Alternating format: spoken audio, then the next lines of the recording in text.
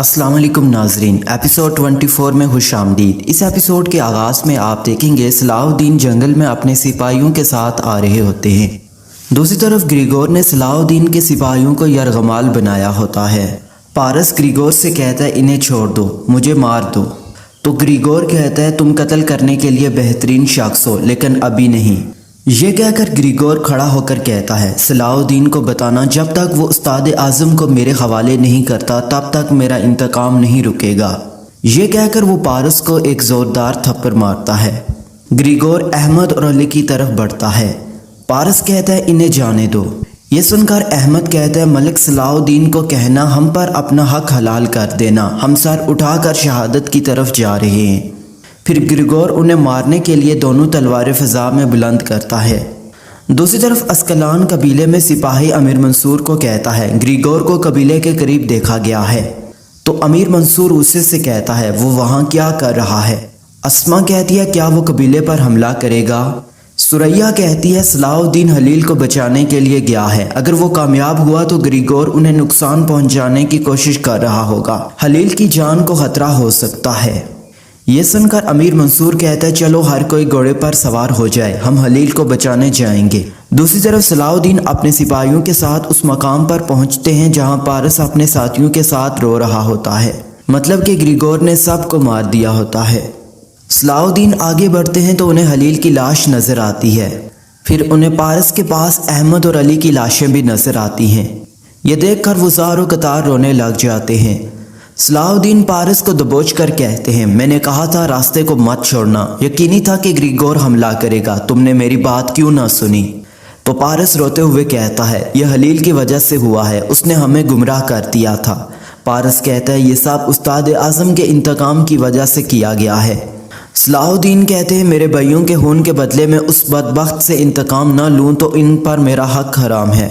दूसरी तरफ अस्मा खातून खवातीन के साथ मशक कर रही होती है। इतने में शहजादी विक्टोरिया सिपाहियों के साथ कबीले में दाखिल होती है।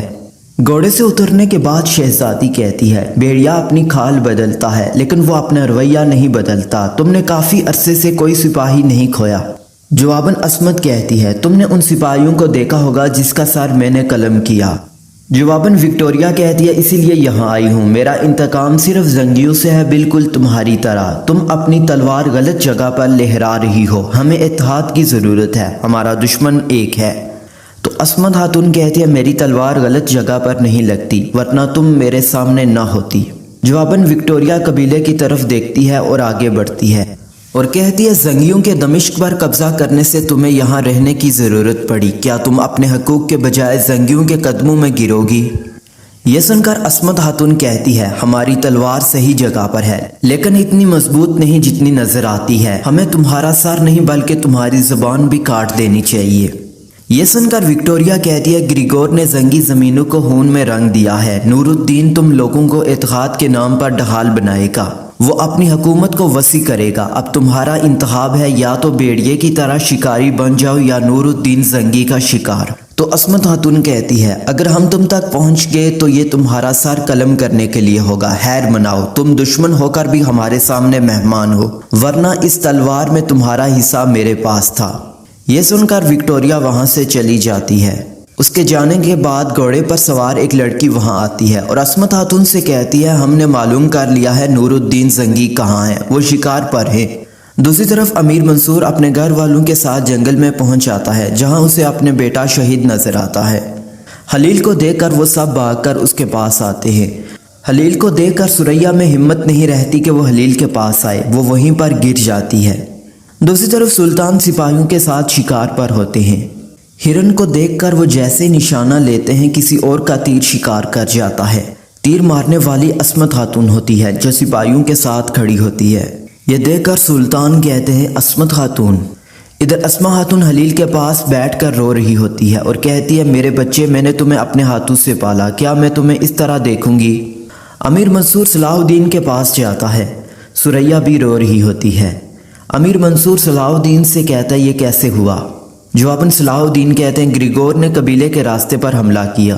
तो अमीर मंसूर कहता है तुमने मुझसे वादा किया था कि तुम मेरे बेटे को मेरे पास लाओगे, लेकिन तुमने उसका मुर्दा जिस्म मेरे हाथ में दिया। یہ کہہ کر وہ صلاح الدین کے گریبان پر ہاتھ ڈالتا ہے تو ابراہیم اسے پیچھے دھکیل دیتا ہے۔ امیر منصور کہتا ہے اب ہمارے درمیان کچھ نہیں رہا، اس کے ذمہ دار تم ہو۔ پارس کہتا ہے ہمارے بھائی بھی شہید ہو گئے ہیں، اصل مجرم آپ کا بیٹا ہے۔ امیر منصور کا سپاہی پارس کو کہتا ہے تم ایک شہید پر الزام لگا رہے ہو، مگر ابراہیم دونوں کو پیچھے دھکیل دیتا ہے۔ صلاح الدین کہتے ہیں اس درد کو مزید نہ بڑھاؤ، خاموش رہو۔ تو امیر منصور کہتے ہیں میں نور الدین زنگی کو تلاش کروں گا اور اس کا حساب مانگوں گا، سپاہیوں میرے بیٹے کو لے جاؤ۔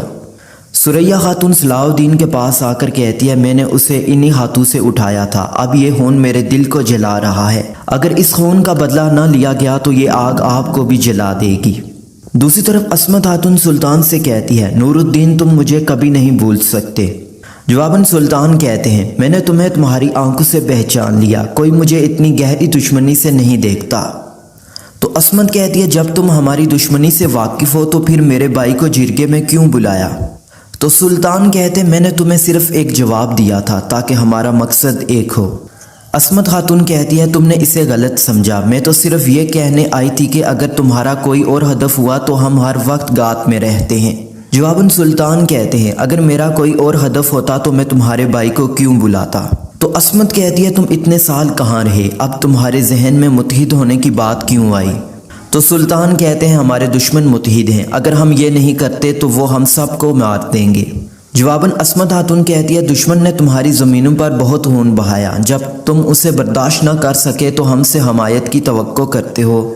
یہ سن کر سلطان کہتے ہیں دشمنی نے تمہاری آنکھوں پر پردہ ڈال دیا ہے، تم مجھے سمجھ نہیں سکتی۔ تو عصمت خاتون کہتی ہے اب پردہ اٹھانے کا وقت ہے، ہم نے برسوں پہلے وہ موقع ضائع کر دیا تھا جب تم نے ہمارا خوبصورت وطن ہم سے چھین لیا، جب میرا باپ تمہاری وجہ سے مر گیا، نور الدین تم مر چکے ہو۔ یہ کہہ کر عصمت خاتون وہاں سے چلی جاتی ہے۔ اتنے میں نصر الدین سپاہیوں کے ساتھ وہاں آتا ہے اور سلطان سے کہتے صلاح الدین کے بچائے ہوئے قیدیوں پر حملہ کیا گیا ہے، گریگور نے ان سب کو مار دیا ہے، منصور کا بیٹا مر گیا ہے، اب وہ ہمارے خلاف بغاوت کریں گے۔ تو سلطان کہتے ہمیں اسکلان جانے کی ضرورت ہے، ہمیں ان کے غصے کو ٹھنڈا کرنے کی ضرورت ہے۔ یہ کہہ کر وہ وہاں سے چلے جاتے ہیں۔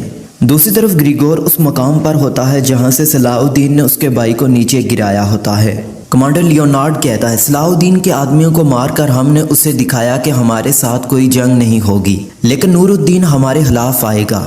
جواباً گریگور کہتا ہے اب اس کی باری ہے۔ دوسری طرف بیرا خواتین کے ساتھ بازار میں ہوتی ہے اور ان سے کہتی ہے اب سے تم اس بازار میں کام کرو گی، تم صرف میرا حکم مانو گی۔ یہ سن کر فاطمہ خاتون کہتی ہے یہاں کی خواتین برسوں سے کام کر رہی ہیں، پھر آپ باہر سے خواتین کو کیوں لے کر آئی؟ جواباً بیرا کہتی ہے فاطمہ خاتون اب سے اس بازار کے سارے کام میں سنبھالوں گی۔ رابعہ کہتی ہے آپ جو کر رہی ہیں وہ غلط ہے، آپ تمام احکامات میں خلل ڈال رہی ہیں۔ تو بیرا کہتی ہے بد اخلاق تم کون ہوتی ہو مجھ سے اس طرح بات کرنے والی، تم اور تمہارے مرد سلطان اور ملکہ کے دم پر زندہ ہو۔ فاطمہ خاتون اب سے آپ کا دور ختم ہو گیا ہے۔ اتنے میں ملکہ آ کر کہتی ہے اپنی عورتوں کو لے کر بازار سے نکل جاؤ، یہاں صرف میرا حکم چلتا ہے۔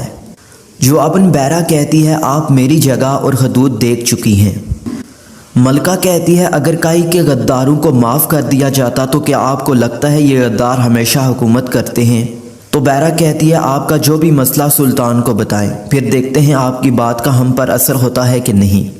دوسری طرف سلطان شیرکو کے ساتھ آگے بڑھ رہے ہوتے ہیں کہ ان کا سامنا گریگور اور اس کے سپاہیوں سے ہوتا ہے۔ سلطان آگے بڑھتے ہیں تو گریگور کہتا ہے یہاں صرف خون ہی خون ہے۔ جواباً سلطان کہتے ہیں ہمارے خون کا ایک قطرہ بھی یہاں نہیں گرے گا۔ یہ کہہ کر سلطان تلوار نکال لیتے ہیں تو گریگور تلوار ان کی جانب کرتے ہوئے کہتا ہے اب تمہارے ہاتھوں پر تمام مسلمانوں کی موت کا خون لگے گا اور ان سب میں حاجی بھی شامل ہوں گے۔ اس کے ساتھ ہی گریگور کے چند سپاہی ان کی طرف بڑھتے ہیں، سو سلطان اور شیرکو انہیں مار گراتے ہیں۔ سلطان گریگور پر وار کرتے ہیں تو گریگور کہتا ہے رک جاؤ، تمہارے بیٹے نے اسکلان میں جو کیا اس کی قیمت ادا کی، اب قیمت ادا کرنے کی باری تمہاری ہے، یہ تب تک جاری رہے گا جب تک تم استاد اعظم کو میرے حوالے نہیں کرتے۔ یہ سن کر سلطان آگے بڑھتے ہیں تو نصر الدین انہیں روک کر کہتا ہے مرنے والے مر گئے ہیں، باقی رہ جانے والوں کے بارے میں سوچیں۔ سلطان گریگور سے کہتے ہیں جب میں اپنے لشکر کے ساتھ اسکلان پر حملہ کروں گا تو تمہارا سر قلم کروں گا۔ जवाबन ग्रिगोर कहता है मैं जानता हूँ तुम जंग की तैयारी कर रहे हो, लेकिन तुम नहीं जानते जब तुम अस्कलान आओगे तो तुम्हारा सामना किससे होगा। मैं सबको मुत्तहिद करूँगा। मैं तुम्हारे बेटे की तरह भागा नहीं हूँ, मैं यहाँ मौजूद हूँ। इतने में अमीर मंसूर सिपाहियों के साथ वहाँ आता है और कहता है तुमने मेरे बेटे की जान ली, मैं तुम्हारी जान लूँगा। दूसरी तरफ सुरैया खलील की कब्र के पास खड़ी रो रही होती है। उसी दौरान अस्मा आकर सुरैया को कहती है अपने आप को मजबूत करो, दुश्मन को हावी ना होने दो। तो सुरैया कहती है मुझे किसी की परवाह नहीं है, मुझे अपने भाई का दर्द है। अस्मा कहती है इन सब दर्दों को महसूस करना हमारे लिए मुनासिब नहीं, तुम्हारे बाबा उन काफरों के खिलाफ तलवार उठाए खड़े हैं। ये कहकर वो तलवार उसके हाथ में थमा देती है और कहती है तुम भी अपने भाई का बदला तलवार से लो, सलाहुद्दीन और दुश्मनों के खिलाफ तलवार उठाओ। दूसरी तरफ मंसूर और उसके सिपाही ग्रिगोर की तरफ बढ़ते हैं। सुल्तान के कहने पर शेर को और उसके सिपाही उनका रास्ता रोकते हैं। अमीर मंसूर कहता है इसने मेरे बेटे को मार डाला, मुझे इंतकाम लेने दो। जवाबन शेर को कहता है सुल्तान के हुक्म को मानो। अमीर मंसूर शेरको के रोकने पर अपना हंजर उसके बाजू में घोंप देता है, लेकिन सुल्तान शेरको को रोक देते हैं। ग्रिगोर सुल्तान से कहता है जब तक तुम उस्ताद आज़म मुझे नहीं देते यही कुछ होगा, ये खून रेजी नहीं रुकेगी। ये कहकर वो चला जाता है। दूसरी तरफ सलाहुद्दीन बाकी सिपाहियों के साथ कब्र खोद रहे होते हैं। सलाहुद्दीन कहते मैंने अपने दर्द को अपने अंदर दफन कर दिया, लेकिन मुझे तुम्हारा बदला लेने से कोई नहीं रोक सकता। इधर अमीर मंसूर सुल्तान से कहता है मैं आपसे अपने बेटे के बारे में पूछने आया था, मगर आपने मेरे बेटे के कातलों को जाने दिया। क्या आप जानते हैं बेटे का दर्द क्या होता है? मेरा दिल जल कर राख हो गया है। अगर ग्रिगोर ने आपके बेटे को मारा होता तब भी आप उसे छोड़ देते। तो सुल्तान कहते हमारा दिल भी जल रहा है, ग्रिगोर के जाने की सिर्फ एक वजह है। तो अमीर मंसूर कहता है मेरे बेटे की मौत का कसूरवार सलाहुद्दीन भी है। आपने वादा किया था लेकिन आपने मेरे बेटे को मरवा दिया। तो सुल्तान कहते हैं ग्रिगोर अपने किए की कीमत अदा करेगा, लेकिन हमें सबसे पहले इत्तेहाद को यकीनी बनाना होगा। तमाम सरदारान जिरगे में आएंगे, आप भी आएंगे। जवाबन अमीर मंसूर कहता है मैं तुम्हारे जिरगे में नहीं आऊँगा और मैं इत्तेहाद नहीं करूँगा। आप अस्कलान की कीमत अदा करेंगे और मेरे बेटे के भी। अब से हम आपके दुश्मन हैं। ये कहकर वो चला जाता है। सबके जाने के बाद सुल्तान नसरुद्दीन से कहते हैं अगर तुमने मुझे ना रोका होता तो मैं इस ग्रिगोर को यहाँ ख़त्म कर देता। जवाबन नसरुद्दीन कहता है मैंने आपको एक बड़ी मुसीबत से बचाया है।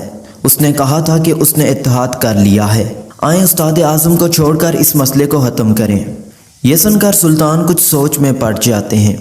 इधर पारस सलाहुद्दीन अयूबी से कहता है अगर हमने चंद लोगों को घेर लिया होता तो ग्रिगोर बाहर निकलने के काबिल ना होता। सलाहुद्दीन अयूबी कहते हैं उनका बदला लिया जाएगा। इब्राहिम कहता है सुल्तान जंग नहीं चाहते।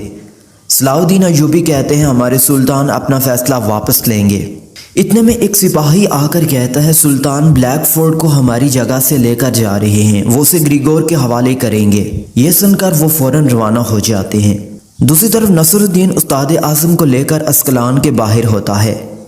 इतने में ग्रिगोर सिपाहियों के साथ बाहर आ जाता है।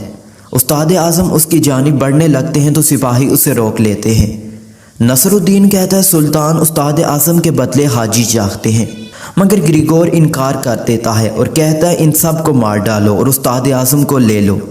यह सुनकर नसरुद्दीन उस्ताद आज़म के गले पर तलवार रख देता है और कहता है तलवारें नीचे रखो। ग्रिगोर कहता है मुझे ऐसा करने पर मजबूर ना करो जो मैं नहीं चाहता। मगर उस्ताद आज़म के हुक्म पर ग्रिगोर सोफिया को कहता है हजाज को लेकर आओ। यह सुनकर सोफिया चली जाती है और उस्ताद आज़म को छोड़ दिया जाता है। उस्ताद आज़म आगे बढ़कर ग्रिगोर के गले लगते हैं। नाज़रीन यहाँ पर यह एपिसोड खत्म हो जाती है। अगर आपको हमारी वीडियो अच्छी लगी वीडियो को लाइक करें, चैनल को सब्सक्राइब और